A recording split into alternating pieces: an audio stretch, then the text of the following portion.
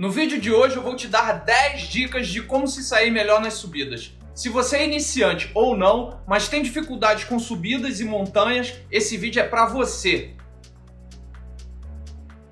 Meu nome é Ítalo Valu, sou treinador de triatlo e hoje vamos conversar sobre como melhorar a sua performance nas subidas.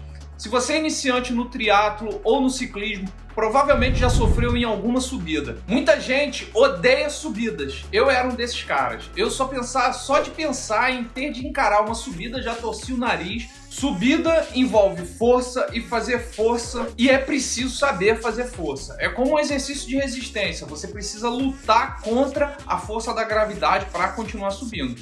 Por isso a importância dos treinos de força lá na academia de musculação. Os treinos em subida vão te trazer uma nova dimensão de força e resistência mental, mas não é para fazer todos os dias de qualquer maneira. Isso precisa ser dosado e por isso a importância de um treinador. E caso você precise da ajuda com o planejamento dos seus treinos, planilhas para triatlo, corrida ou ciclismo, basta me mandar uma mensagem no WhatsApp que está no link aqui na descrição desse vídeo. Então vamos lá, galera, para as 10 dicas de como melhorar a sua performance na subida. Dica número 1, planejamento. Parece óbvio, mas muita gente não planeja e se quebra na subida. Você precisa saber exatamente o que vai enfrentar na subida. É importante que você conheça o local e tenha uma ideia de distância e o gradiente de inclinação médio e máximo. Conhecer a rota é fundamental, principalmente para você saber se o seu equipamento é adequado para encarar essa subida. Dica número 2, domínio da técnica. Treine sua técnica. Com a técnica correta, você vai economizar mais energia e vai subir muito melhor. Procure manter o centro de gravidade baixo, com as costas retas e cotovelos dobrados sobre o guidão. Pedalar sentado é mais eficiente e ao longo da subida você vai economizando energia. Quando você pedala em pé, você gasta mais energia, você ativa mais músculos, o que gera um uso maior de energia. Pedalar em pé é só em último caso, quando necessita de uma força extra, uma força maior, para vencer um trecho e também para mudar um pouco de posição. Dica número 3, ritmo. Evite variar muito o ritmo, acelerar muito e diminuir. Você precisa poupar o máximo de energia que você conseguir, sendo o máximo constante possível. E ficar alternando o ritmo não vai tornar você mais rápido.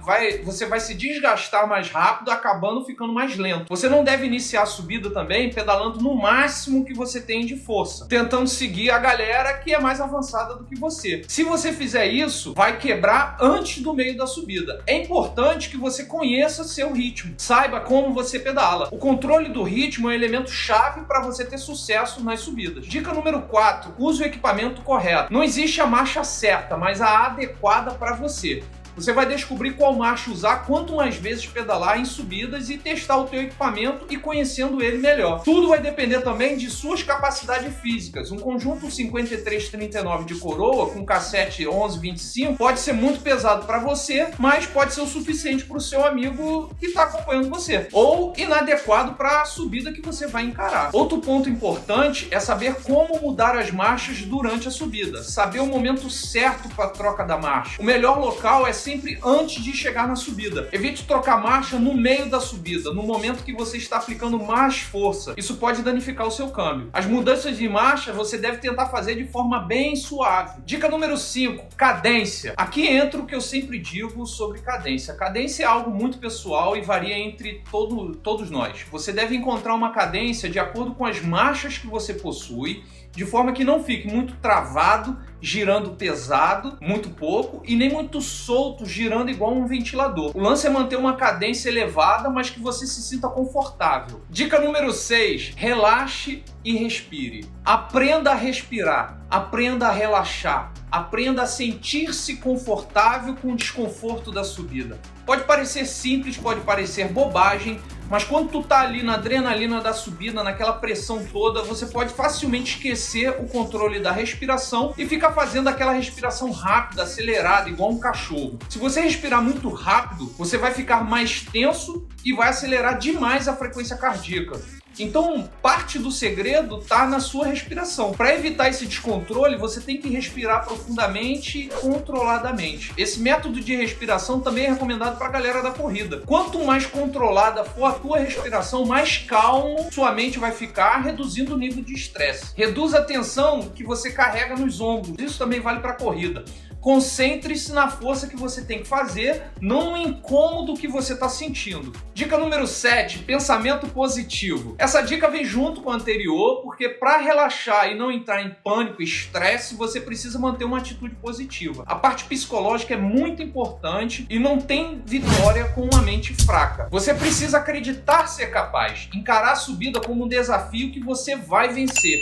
Isso vai ajudar bastante e definitivamente vai fazer muita diferença. Mas claro que você vem treinando há algum tempo, seguindo a planilha de treinos passada pelo treinador, e agora que está encarando uma subida, você está em condições para fazer força no pedal. E estar com o treino em dia gera muita confiança, traz essa segurança para você. Não vamos aqui fantasiar coisas impossíveis e falar força, foco e fé que tudo vai acontecer. Não vai acontecer, não adianta, isso não existe. Muita gente mentaliza músicas que motivam, como ligar um rádio dentro da cabeça. Eu carrego uma playlist aqui dentro e sempre que eu preciso, eu aciono e sigo firme. Mantenha a concentração no que você já subiu e que certamente você vai conseguir mais. Uma forma de manter o foco é dividir a subida em segmentos, tipo chegar na próxima curva, na próxima árvore, no próximo poste, e fazendo assim até chegar no topo. E é mentalmente mais fácil vencer pequenos trechos do que ficar pensando na montanha toda que falta. Dica número 8, combustível. Pedalar em subida gera um gasto energético altíssimo, é muito elevado o gasto por causa da força que você vai estar aplicando, da alta potência utilizada. E a melhor maneira de fazer a reposição é consumindo a quantidade certa de alimentos e líquidos, gel, isotônico, bananinha, enfim,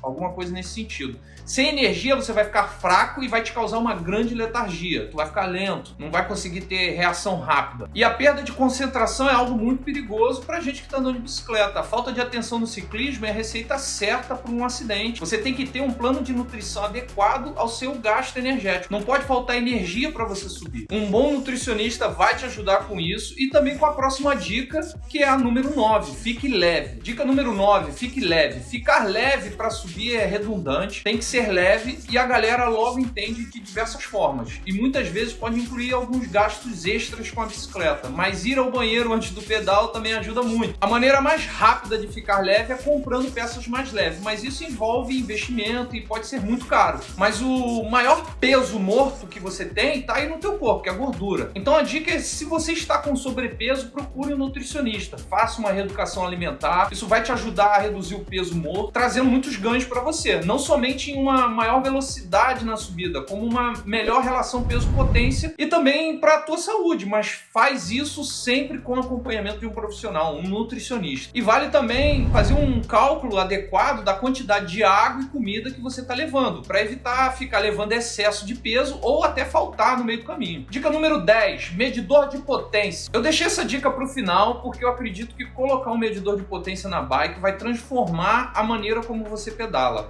como você treina e como você é como ciclista.